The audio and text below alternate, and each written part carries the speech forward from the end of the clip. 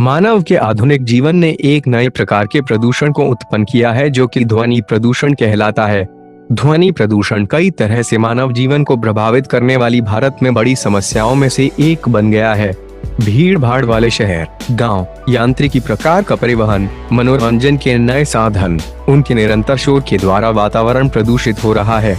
वास्तव में शोर जीवन की एक सामान्य प्रक्रिया है और यह मनुष्य के भौतिक वातावरण के लिए एक खतरे का संकेत है। शोर प्रदूषण के निवारक उपायों को जानना चाहिए ताकि इस प्रदूषण के प्रभाव को रोका जा सके। इनमें से कुछ: 1. सड़कों पर चल रहे वाहनों में लगे हॉर्नों का इस्तेमाल वर्जित होना चाहिए। हाल ही में सरकार द्वारा हॉर्न वर्जित करने के लिए कानून भी बनाया गया है। कानून की सहायता से शोर करने वाले वाहन, मोटर, ट्रक आदि पर रोक लगाकर शोर कम किया जा सकता है। 2. सभी शादियों, पार्टियों में सरकार द्वारा 10 बजे के बाद गाने बजाना बैन किया गया है ताकि आसपास रह रहे लोग चैन से सो सके। 3. लंबे एवं घने वृक्ष, झाड़ियां शोर ध्वनि को शोषित करते हैं। विभिन्न क्षेत्रों में सड़कों के किनारे हरे वृक्षों की कतार खड़ी करके ध्वनि प्रदूषण से बचा जा सकता है क्योंकि हरे पौधे ध्वनि की तीव्रता को 10 से 15 डीबी तक कम कर सकते हैं। 4. उद्योगों, कल कारखानों में शोर उत्पन्न करने वाली मशीनों वाले उद्योगों में कार्य करने वाले श्रमिकों के ईयरप्लग का उपयोग करना चाहिए। मशीनों में शोर कम करने के लिए सिलेंसर का उपयोग करना चाहिए। 5. मकानों, भवनों में कमरों के दरवाजों एवं खिड़कियों को उपयुक्त रूपरेखा या डिजाइन का बनाकर बहुत कुछ शोर को कम किया जा सकता है। 6. वायुयान, ट्रक, मोटरसाइकिल, स्कूटर, औद्योगिक मशीनों एवं इंजनों को शोर नियंत्रण कवच से ढकना चाहिए जिससे इन उपकरणों से कम शोर उत्पन्न हो सके। 7. प्रचार प्रसार के सभी साधनों, समाचार पत्र, टीवी, रेडियो आदि के द्वारा शोर प्रदूषण के घातक परिणामों से जनसाधारण को अवगत कराना चाहिए जिससे जनसाधारण जागरूक।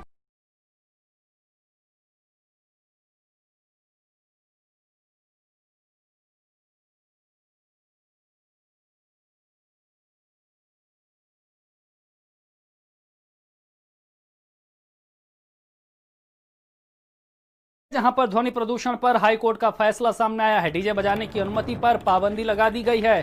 हाईकोर्ट ने ध्वनि प्रदूषण पर पाबंदी लगाई है। ध्वनि प्रदूषण हुआ तो थाना प्रभारी भी जिम्मेदार माना जाएगा। थाना इंचार्ज जवाबदेह होंगे। इस तरह के निर्देश हाईकोर्ट ने दिए हैं। मानव स्वास्थ्य के लिए ध्वनि प्रदूषण बड़ा खतरा है। हाईकोर्ट ने राज्य सरकार को भी यह आदेश दिया है।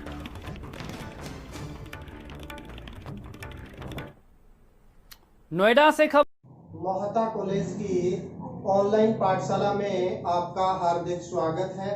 तो आज हम बेसिकली पढ़ने वाले हैं ध्वनि प्रदूषण। यह टॉपिक अपने बीए पार्ट फर्स्ट के अंदर संसाधन एवं पर्यावरण भूगोल में भी लगता है। इसके अलावा एमए के अंदर भी यह टॉपिक लगता है। तो इसके अलावा विभिन्न कंपटीशन एग्जाम में इससे संबंधित प्रश्न पूछे जाते हैं। उन प्रश्नों पर भी हम डिस्कस करेंगे कि कौन कौन से प्रश्न हैं वो ध्वनि प्रदूषण से बनते हैं, उन पर भी हम डिस्कस करेंगे। तो आज का जो हमारा टॉपिक है ध्वनि प्रदूषण, तो ध्वनि प्रदूषण का सामान्य अर्थ इसके अंदर हम देखेंगे। बेसिकली सामान्य अर्थ क्या है ध्वनि प्रदूषण का, तो इसके अंदर यह 3-4 चीजों पर हम गौर करेंगे।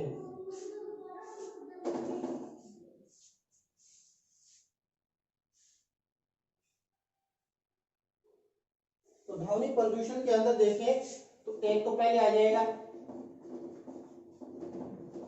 सामान्य अर्थ आ जाएगा इसका ध्वनि प्रदूषण का। भी सामान्य अर्थ में ध्वनि प्रदूषण से क्या तात्पर्य है। देखिए जो ये ध्वनि प्रदूषण है ये लैटिन भाषा का शब्द है। कौन सी भाषा का शब्द है? लैटिन भाषा का शब्द है जिसके अंदर यदि हम देखना चाहें नोजिया शब्द से लिया गया। लैटिन शब्द नोजिया से इसको लिया गया है जिसका तात्पर्य यदि हम देखना चाहें यानी ध्वनि शब्द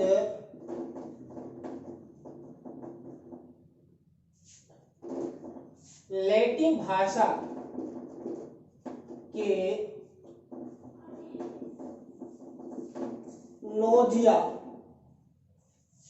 जिसको NAUSEA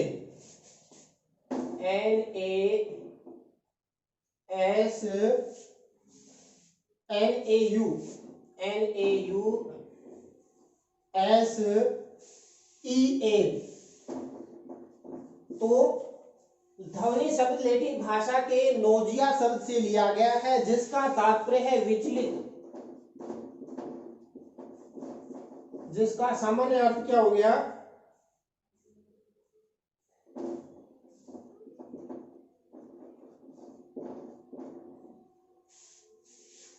विचलित से लिया गया है। तथा आमाशयिक रोग के कारण क्या, यानी जो उल्टी होने तक की जो महसूस की जो यानी घटना है, वो मुख्य रूप से क्या है?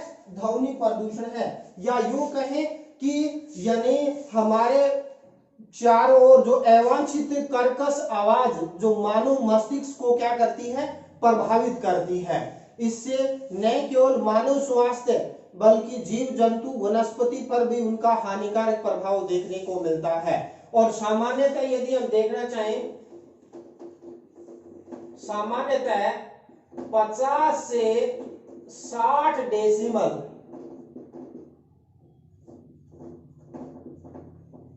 ध्वनि है, उस तक तो मुख्य रूप से क्या है? मनुष्य के सहन योग्य है। इससे ऊपर जाते हैं तो वो ध्वनि प्रदूषण की श्रेणी के अंदर आ जाता है। तो इस प्रकार यदि हम ध्वनि प्रदूषण का सामान्य अर्थ देखना चाहें तो कोई अवांछित यानी आवाज जो मानव मस्तिष्क को क्या करती है? बेसिकली प्रभावित करती है और मानव स्वास्थ्य को हानिकारक प्रभाव यानी डालती है। और सामान्यतः 50 से 60 डेसिमल ध्वनि ही मनुष्य के सहन है। ऊपर जैसे जैसे हम जाते हैं तो वो ध्वनि प्रदूषण कहलाता है। यानी मुख्य रूप से यदि हम देखना चाहें, यूएनओ के अकॉर्डिंग देखना चाहें तो यूएनओ ने मुख्य रूप से ये बताया है कि मनुष्य के अंदर रात्रि के अंदर जो 35 डेसिमल और दिन में 45 डेसिमल से अधिक यदि ध्वनि है तो वो शोर प्रदूषण के अंदर, ध्वनि प्रदूषण के अंदर मुख्य रूप से क्या है? आएगा। तो इस प्रकार यानी ध्वनि प्रदूषण का सामान्य अर्थ हो गया। और मैक्सवेल परिभाषाएं देखेंगे ध्वनि प्रदूषण की।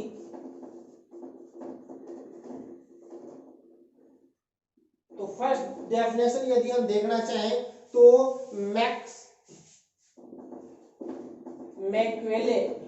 मैक्सवेल के अनुसार यदि हम देखें, एक मैक्सवेल है, एक मैक्सवेल, तो मैक्सवेल के अनुसार ध्वनि प्रदूषण देखना चाहें तो शोर एक ध्वनि है। या उन्होंने क्या बताया मैक्सवेल ने? शोर एक ध्वनि है जो अवांछित है और एवं वायुमंडलीय प्रदूषण का एक प्रकार है। ये किसने कह दिया? यानी मैक्सवेल ने कह दिया कि शोर एक ध्वनि है जो अवांछित है और एवं वायुमंडल प्रदूषण का एक प्रकार है। ये मैक्सवेल ने कर दिया।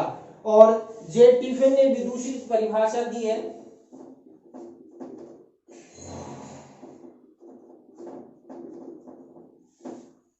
तो जे टिफिन ने भी मुख्य रूप से शोर प्रदूषण को परिभाषित करते कहा शोर एक ऐसी ध्वनि, क्या बताया? शोर एक ऐसी ध्वनि है, शोर एक ऐसी ध्वनि है जो किसी व्यक्ति को अवांछित लगती है, व्यक्ति को अवांछित लगती है। शोर एक यानी ऐसी ध्वनि है जो किसी व्यक्ति को अवांछित लगती है और उसकी कार्य क्षमता क्या होती है? प्रभावित होती है। उसकी कार्य क्षमता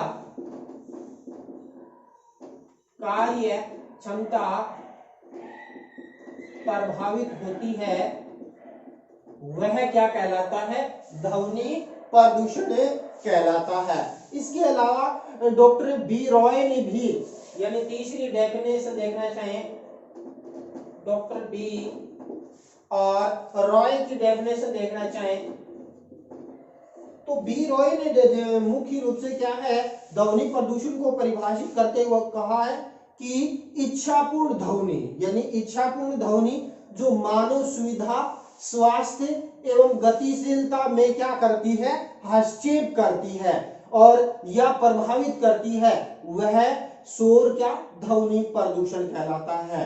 डॉक्टर बी राय ने क्या कहा कि इच्छापूर्ण ध्वनि जो मानव सुविधा या स्वास्थ्य या गतिशीलता में क्या करे, हस्तक्षेप करे, प्रभावित करती है, वो शोर क्या है, ध्वनि प्रदूषण कहलाता है। तो या हम यानी ये होगी क्या है, डॉक्टर बी एन रॉय के अनुसार।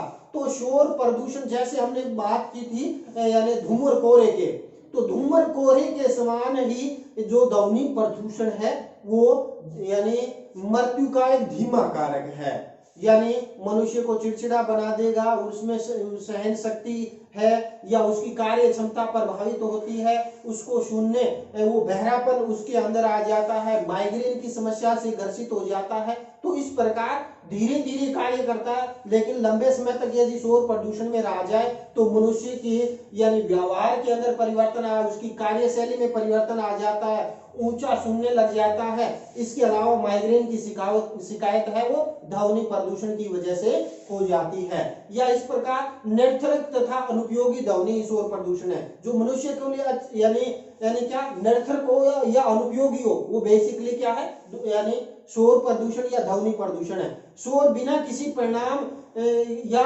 उपयोग की ध्वनि है मुख्य रूप से यानी ध्वनि प्रदूषण। तो इस प्रकार हम देखें वर्तमान का जो औद्योगिकरण है, नगरीकरण है, या मुख्य रूप से क्या है, दूसरा देखें आधुनिक बढ़ते जो व्हीकल्स हैं, या वर्तमान के अंदर यानी जो विभिन्न प्रकार के लाउड स्पीकर बजते हैं, या विभिन्न प्रकार की जो शादियों के अंदर यानी जो डीजे बजते हैं, या चुनावों के अंदर विभिन्न प्रकार के यानी जो प्रचार सामग्री के अंदर जो यानी प्रयोग करते हैं, उसकी वजह से क्या है यानी ध्वनि प्रदूषण धीरे धीरे बढ़ता जा रहा है। और इस प्रकार यदि हम देखें तो ध्वनि प्रदूषण मनुष्य के लिए हानिकारक है, और ध्वनि की प्रदूषण की जो इकाई है जिसमें मापन किया जाता है वो है डेसिमल। तो ये पर्सन राजस्थान पुलिस के अंदर आ चुका है कि यानी ध्वनि की इकाई को किसमें मापा जाता है, और ये जो ध्वनि का जो तीव्रता है ये मुख्य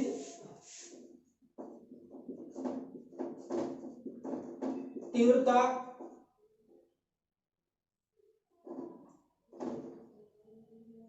ध्वनि की जो तीव्रता का जो मुख्य रूप से क्या अंकन किया जाता है वो किया जाता है हर्ट्ज के अंदर। किसमें, ध्वनि का जो ध्वनि वितरण है वो हर्ट्ज में यानी अंकन किया जाता है। और मनुष्य के लिए यदि हम देखें 20 से 2000 हर्ट्ज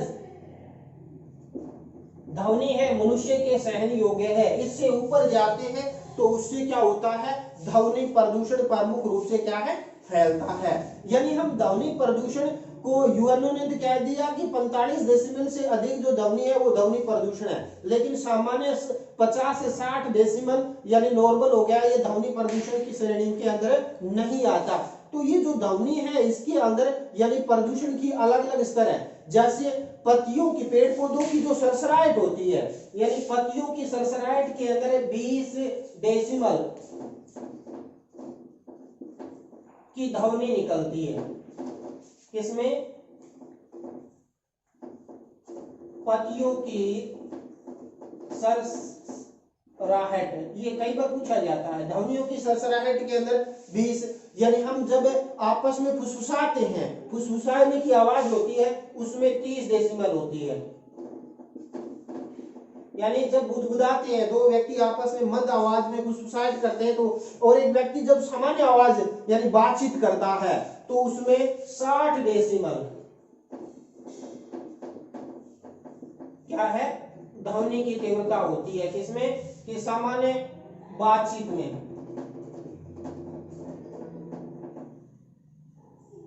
यानी सामान्य जब बातचीत करता है तो उसमें 60 डेसिबल की ध्वनि है वो प्रमुख रूप से निकलती है। और इससे ऊपर जब ध्वनि आती है तो मनुष्य के यानी मुख्य रूप से लिए क्या है, स्वास्थ्य के लिए हानिकारक है वो यानी इसके अंदर रहती है। तो इस प्रकार यदि हम देखना चाहें जो ये ध्वनि प्रदूषण है वो धीरे धीरे मुख्य रूप से क्या है यानी बढ़ता जा रहा। और वर्तमान परिदृश्य के अंदर ध्वनि प्रदूषण की यदि हम तीव्रता की जब बात आती है तो जैसे यानी जेट एयरवेज है,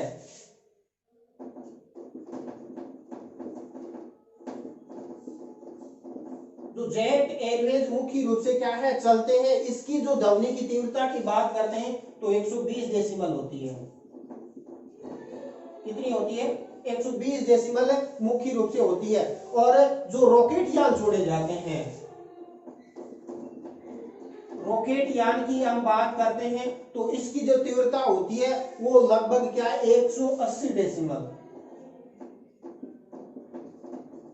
तीव्रता मुख्य रूप से होती है। और यदि ज्वालामुखी विस्फोट हो, ज्वालामुखी जो विस्फोट होता है तो उसमें 190 डेसिबल से अधिक तीव्रता है वो मुख्य रूप से इसके अंदर निकलती है। तो इस प्रकार यदि हम देखें ध्वनि के अंदर ये तो हो जाता है ध्वनि प्रदूषण है क्या, किसे कहते हैं ध्वनि प्रदूषण, यानी कौन सा स्तर ध्वनि प्रदूषण के अंदर आएगा। तो ध्वनि प्रदूषण के स्रोत कौन कौन से हैं, तो दूसरा हम देख लेंगे ध्वनि प्रदूषण के स्रोत। तो ध्वनि प्रदूषण के जो स्रोत की बात आती है तो उसको हम दो कैटेगरी के अंदर बांट के इसका अध्ययन करेंगे ध्वनि प्रदूषण को।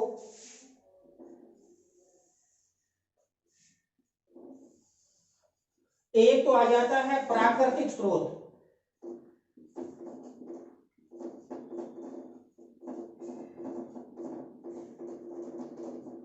और प्राकृतिक स्रोत है वो ज्यादा हानिकारक नहीं है और उसके अंदर भी हम बातचीत करेंगे। इसके अलावा दूसरा मानव निर्मित स्रोत, और ये खतरनाक है। वर्तमान परिदृश्य में देखें तो ये सबसे ज्यादा हार्मफुल है। तो प्राकृतिक यानी स्रोत के अंदर यानी यदि हम बात करना चाहें प्राकृतिक स्रोत कौन कौन से हैं, जैसे बादलों का जो गर्जना है, बिजली का जो तड़कना है, या जो ज्वालामुखी विस्फोट होता है, या यदि हम बात करते हैं तूफान आते हैं, हवाएं चलती है, या भूकंप आता है, या जो हम बात करते हैं जंगलों के अंदर जाते हैं तो विभिन्न प्रकार के जो जीव जंतु है दहाड़ते हैं, आवाज निकालते हैं, उससे भी क्या है ध्वनि प्रदूषण प्रमुख रूप से क्या है फैलता है। तो ध्वनि प्रदूषण के स्रोत के अंदर यदि हम देखना चाहें तो प्रमुख रूप से आ जाता है यानी बिजली का चमकना है, या बादलों के अंदर गरजगराहट की आवाज आना, ज्वालामुखी जो विस्फोट होता है ये हार्मफुल है, तूफानी हवाएं चलती है, जब चक्रवात आता है, या जब भूकंप आता है,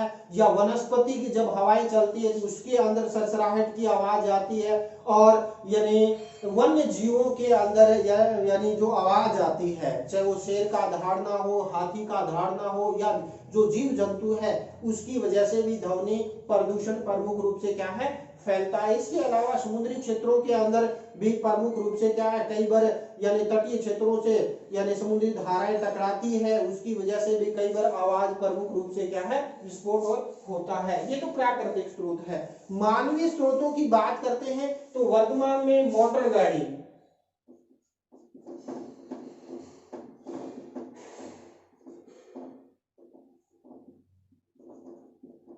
कल कारखानों,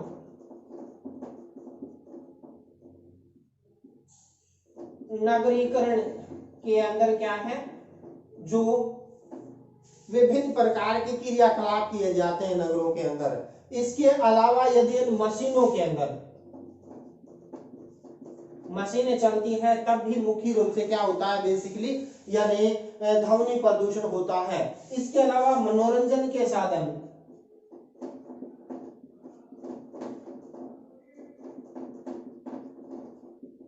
जिसके अंदर रेडियो हो सकता है, टीवी हो सकता है, इसमें डीजे हो सकता है, इसके अंदर इसके अलावा जो लाउड स्पीकर है या जो विभिन्न प्रकार के गायन के सीडी प्लेयर है, जैसे ये कई उपकरण हैं जो मनोरंजन के साधन हैं, लेकिन ये भी वायु प्रदूषण के अंदर महत्वपूर्ण भूमिका निभाते हैं। इसके अलावा यानी मैंने बता दिया जो जेट एयरवेज है उससे भी ध्वनि प्रदूषण होता है, या रॉकेट इंजन है, रॉकेट जेट एयरवेज हवाई जहाज, ये जो ध्वनि प्रदूषण के प्रमुख रूप से क्या है स्रोत है वो इसके अंदर आते हैं। और ये ध्वनि प्रदूषण के कारण मुख्य रूप से कई प्रकार की अवांछित परिस्थितियां यानी क्रिएट इसकी वजह से क्या है हो जाती है। जो ये ध्वनि प्रदूषण है उसका यानी मनुष्य, जीव जंतु, वनस्पति पर विपरीत प्रभाव प्रमुख रूप से देखने को मिलता है। और इसके अंदर यदि हम देखते हैं तो विश्व स्वास्थ्य संगठन ने तो कह दिया अभी 45 डेसिमल तो दिन के अंदर और रात्रि के अंदर यदि 35 डेसिमल से अधिक ध्वनि निकलती है तो ध्वनि प्रदूषण है और वो मनुष्य पर घातक प्रभाव डालती है। और इसके अंदर यदि हम देखें तो अलग अलग क्षेत्रों के अंदर ध्वनि की तीव्रता का अंकन किया गया, इससे ज्यादा ध्वनि है तो वो ध्वनि प्रदूषण के अंदर क्षेत्र के अंदर आएगी। जैसे मैं बात करता हूं औद्योगिक क्षेत्र, औद्योगिक क्षेत्र के अंदर कितनी ध्वनि होनी चाहिए दिन के अंदर और रात के अंदर। यदि एक नंबर पर औद्योगिक क्षेत्र में यदि हम देखें यदि 75 डेसिमल ध्वनि यानी निकलती है, कितना 75 डेसिमल, और रात्रि में यदि ये निकलती है 70 डेसिमल, तो इससे अधिक यदि तीव्रता होगी तो वो क्या आ जाएगा यानी ध्वनि प्रदूषण की श्रेणी के अंदर आ जाएगा। इसके अलावा वाणिज्यिक क्षेत्र,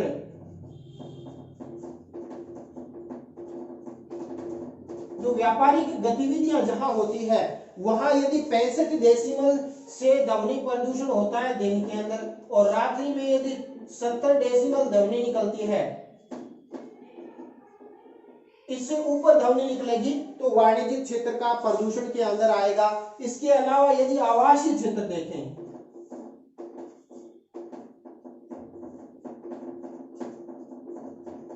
जब आवासीय क्षेत्र की आती है तो आवासीय क्षेत्र के अंदर दिन के अंदर तो यदि आता है इसमें 55 डेसिमल, यानी 55 डेसिमल से अधिक ध्वनि निकलेगी तो वो ध्वनि प्रदूषण की श्रेणी में आएगा। और रात्रि में देखिए 45 डेसिमल, तो 45 डेसिमल से अधिक ध्वनि निकलेगी तो वह आवासीय क्षेत्र का ध्वनि प्रदूषण आ जाएगा। और चौथा आ जाता है शांत परिक्षेत्र, और शांत परिक्षेत्र होता है उसमें यदि ध्वनि रात्रि दिन के अंदर 50 डेसिमल ध्वनि निकलती है और रात्रि में देखें तो 40 डेसिमल। ये शांत परिक्षेत्र कौन से होते हैं भाई?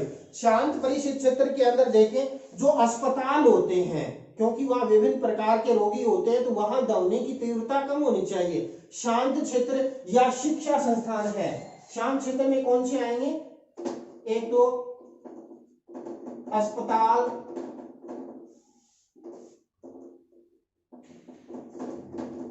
शिक्षण संस्थाएं या न्यायालय। और इसके यदि यानी ये जो यानी शांत क्षेत्र, अस्पताल, शिक्षण संस्थाएं या जो न्यायालय होता है इसके चारों ओर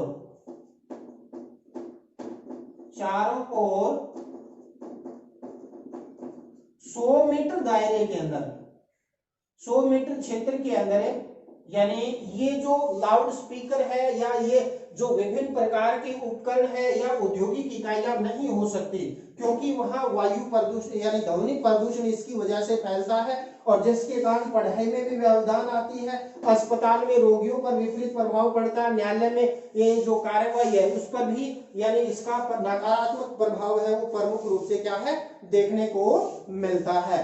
तो ये तो बेसिकली आ जाता है यानी ध्वनि के अंदर हमने देखा यानी प्राकृतिक स्रोत हो गए और दूसरा हमने मानव निर्मित स्रोत जो हमने इस पर डिस्कस कर लिया। फिर इसके अंदर औद्योगिक क्षेत्र में दिन में 75 डेसिमल, रात्रि में 70 डेसिमल से अधिक ध्वनि है तो ध्वनि प्रदूषण की कैटेगरी में आएगा। वाणिज्यिक क्षेत्र में दिन में 65 और रात्रि में 70 डेसिमल।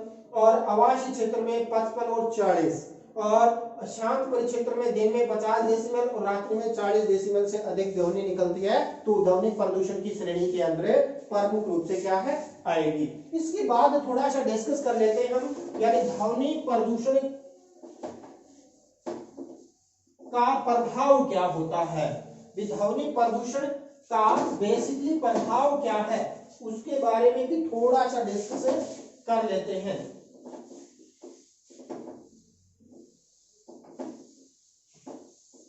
फिर हम कंपटीशन एग्जाम संबंधित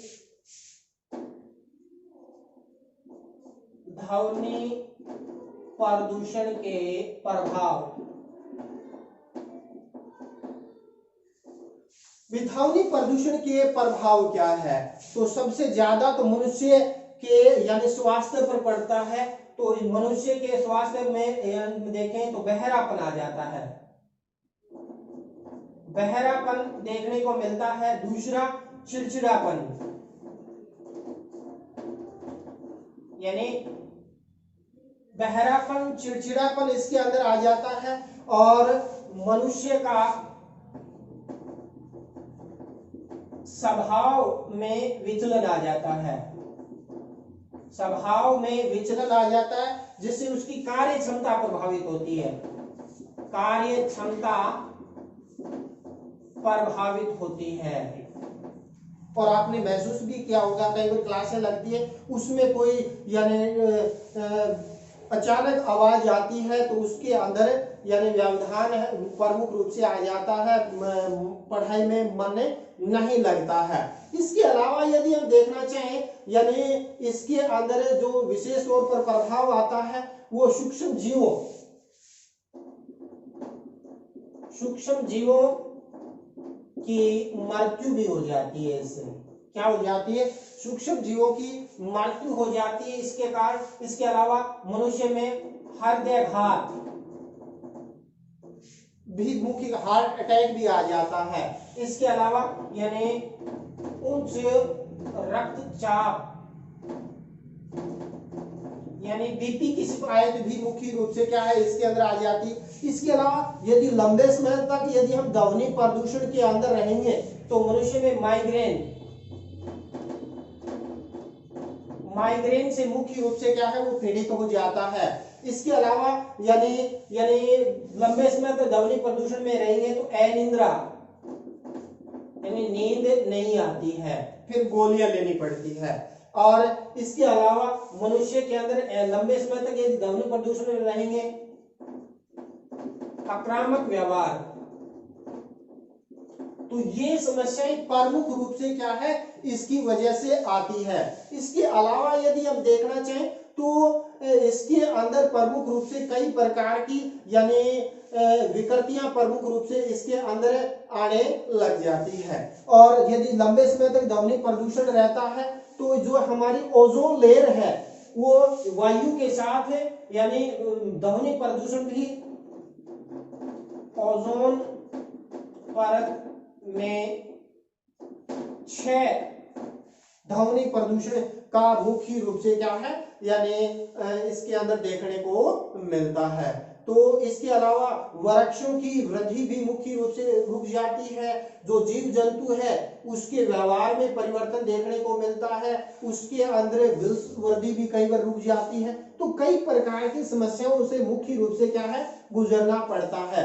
तो ये तो बेसिकली आ जाता है क्या है यानी ध्वनि प्रदूषण का प्रमुख प्रभाव। इसके अलावा इसको रोकने के उपाय,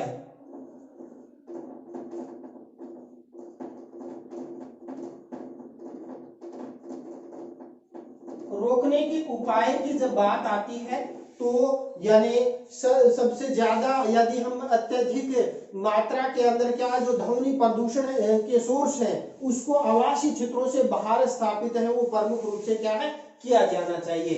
इसके अलावा वृक्षारोपण करना, चाहे वो सड़कों के किनारे हो या जो औद्योगिक क्षेत्र है यानी जो वैज्ञानिक कहते हैं यदि औद्योगिक क्षेत्र के पास हरित पट्टी होनी चाहिए, जिसके कारण ध्वनि प्रदूषण है वो मुख्य रूप से क्या है, न फैल सके। इसके अलावा यदि हम बात करते हैं जो हमारे ध्वनि प्रदूषण के जो स्रोत हैं, चाहे जैसे मनुष्य मनोरंजन के साधन है, तो मनोरंजन के साधनों का हमें यानी उसके अंदर पालन करना चाहिए। रात को 10 बजे के बाद डीजे नहीं बजना चाहिए, ऊंची आवाज के अंदर नहीं बजना चाहिए, या जो हॉर्न है ऊंची आवाज में हॉर्न भी क्या है, प्रतिबंधित है, लेकिन कई बार बजाते हैं। और यानी हॉर्न भी एक मुख्य रूप से क्या है, प्रमुख है। इसके अलावा जो इंजन या मशीनें हैं उसको समय समय पर मरम्मत करवानी चाहिए, यानी मशीनों के अंदर या मोटर कार या जो विभिन्न प्रकार के जो साधन है उसकी समय समय पर यदि उसकी रिपेयरिंग होती रहेगी तो उसमें आवाज है बेसिकली कम इसके अंदर आती है। इसके अलावा यदि हम बात करते हैं तो वायुयान है या जो मुख्य रूप से जेट एयरवेज है, इसमें शोर नियंत्रक उपकरणों को लगाना चाहिए, यानी शोर नियंत्रण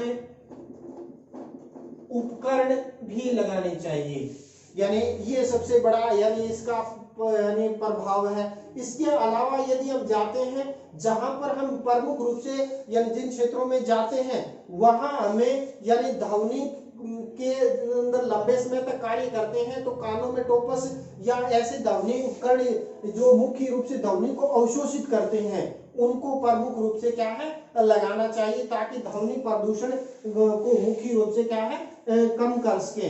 इसके अलावा यदि हम देखना चाहें तो ध्वनि प्रदूषक नियंत्रण मुख्य रूप से क्या है, का कड़ाई से पालन होना चाहिए। हालांकि ध्वनि प्रदूषण से संबंधित अभी तक कोई यानी विशेष अधिनियम नहीं बना, लेकिन जो वायु प्रदूषण अधिनियम, वायु प्रदूषण अधिनियम 1981 में संशोधन कर 1987 के अंदर ध्वनि प्रदूषण को शामिल किया गया है, ध्वनि प्रदूषण को प्रतिबंधित किया गया है और उसमें कुछ धाराएं प्रमुख रूप से क्या है, ध्वनि प्रदूषण से संबंधित जोड़ी गई है। जैसे मैं बात करूं यानी जो इसके अलावा जो यदि हम बात करते हैं जो 1986 का जो अधिनियम है उसकी धारा 6 के अंदर ध्वनि प्रदूषण पर कानून है वो प्रमुख रूप से बनाया गया है। भारतीय जो दंड संहिता है वो उसके 268 और 290 में भी क्या है, ध्वनि प्रदूषण को प्रतिबंधित किया गया है। इसके अलावा यानी पुलिस अधिनियम 1861 है, पुलिस अधिनियम 1861 है, उसमें मुख्य रूप से क्या है यानी यानी ध्वनि प्रदूषण को रोकने के लिए यानी पुलिस जो अधीक्षक होता है उसको यानी अधिकृत किया गया है कि वो त्योहारों के समय या मेलों में या विवाह शादियों के दौरान यानी मनुष्य पर विपरीत प्रभाव पड़ता है या 10 बजे के बाद ध्वनि प्रदूषण के यंत्रों को आप नहीं बजा सकते, तो उसको भी क्या है यानी ये नैतिक दायित्व भी बनता है पुलिस का कि वो ऐसे जो आयोजन होते हैं उसको प्रमुख रूप से क्या है, नियंत्रित करे और इस कानून का यानी कड़ाई से पालन होना चाहिए। इसके अलावा सबसे बड़ा है अवेयरनेस, यानी ध्वनि प्रदूषण से मनुष्य पर क्या प्रभाव पड़ते हैं, उन प्रभावों के बारे में बताया जाए कि लंबे समय तक यदि आप ध्वनि प्रदूषण में रहोगे तो बहरे हो जाओगे, आप में माइग्रेन की समस्या से ग्रसित हो जाओगे, अनिद्रा आने लग जाएगी। तो यदि उसमें अवेयरनेस होगी तो वो अपने आसपास का जो ध्वनि प्रदूषण स्वयं करते हो या दूसरे जब करते हैं उनको रोकेंगे और टोकेंगे, और जिससे क्या है ध्वनि प्रदूषण को प्रमुख रूप से क्या है, नियंत्रण किया जा सकता है। वर्तमान के अंदर जो नगरीकरण हो रहा है और उसमें ध्वनि प्रदूषण की वजह से जो ये माइग्रेन की है या चिड़चिड़ापन है या बहरापन है या माइग्रेन की जो समस्या है या जो मनुष्य का आक्रामक व्यवहार हो जाता है, उस व्यवहार के कारण क्या है, कई प्रकार की यानी व्यवहार के अंदर परिवर्तन आया और ये समस्याएं मुख्य रूप से निकल कर आती है। तो इससे जो ध्वनि प्रदूषण से संबंधित मुख्य रूप से पर्सन की बात करते हैं तो एसएससी के अंदर यानी एसएससी के अंदर एक प्रश्न पूछा गया था कि ध्वनि प्रदूषण को किस श्रेणी में शामिल किया जाता है। ध्वनि प्रदूषण को किस श्रेणी में शामिल किया गया ये प्रश्न पूछा गया था। वे ध्वनि प्रदूषण को किस श्रेणी के अंदर हम शामिल करेंगे, तो अदृश्य प्रदूषण दिखाई थोड़ी देता है, अदृश्य प्रदूषण के अंदर शामिल करते हैं, किसको, ध्वनि प्रदूषण को इसके अंदर शामिल किया जाता है। या प्रश्न सीधा ही पूछ लेंगे ध्वनि प्रदूषण की इकाई क्या है, तो ध्वनि प्रदूषण को डेसिमल के अंदर प्रमुख रूप से क्या है, मापा जाता है। और ध्वनि का जो मापन का जो पैमाना दिया, ध्वनि मापन पैमाना किसने दिया, एक बार ये भी प्रश्न पूछा गया है, तो अलेक्जेंडर ग्राहम बेल किसने दिया था,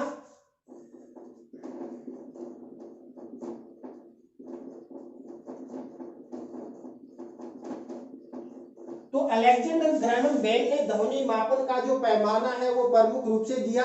और यदि कई बार प्रश्न इस तरीके से भी पूछ लिया जाता है, यदि मान लीजिए आप अधिक ध्वनि प्रदूषण वाले क्षेत्रों में जाते हैं और वहां जाने से के लिए आपको यानी क्या करना चाहिए, आप वहां ध्वनि प्रदूषण में कार्य कर रहे हैं तो कार्य करते समय आपको ईयर प्लग का प्रयोग करना चाहिए। किसका, ईयर प्लग, जो यानी कानों में लगाया जाता है और वहां बाहर की ध्वनि सुनाई नहीं देती। यदि आप शोरगुल वाले क्षेत्र में जाते हैं और विशेष तौर पर बच्चों को शादियों में ये ईयर प्लग लगाने चाहिए ताकि ध्वनि प्रदूषण के कारण उस पर नकारात्मक प्रभाव है वो प्रमुख रूप से इसके अंदर यानी न आए। तो इस प्रकार यदि हम देखें तो ध्वनि प्रदूषण को रोकने के लिए यानी सर्वप्रथम तो यानी ध्वनि प्रदूषण के जो स्रोत हैं उसको नियंत्रित किया चाहिए, चाहे वो विवाह शादियों में हो, त्योहारों में हो, या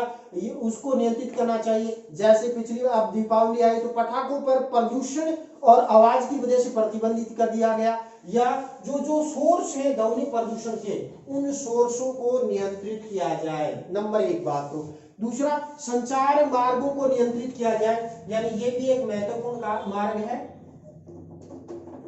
संचार मार्गों को नियंत्रित किया जाए।